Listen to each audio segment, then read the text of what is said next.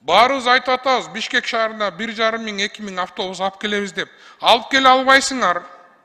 Бишкек шаарына 1000 автобус, 1,5 миң автобус азыр кирсе, Бишкек шаары токтойт. Инфраструктура даяр эмес.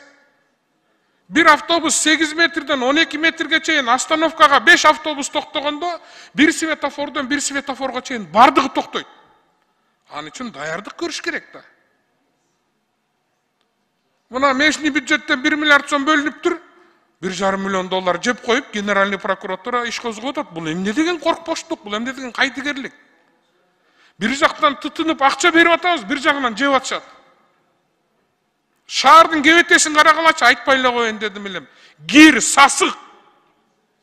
Бу иштейби, иштебейби шаардын бийлиги? Тазалык иштебей калды уже.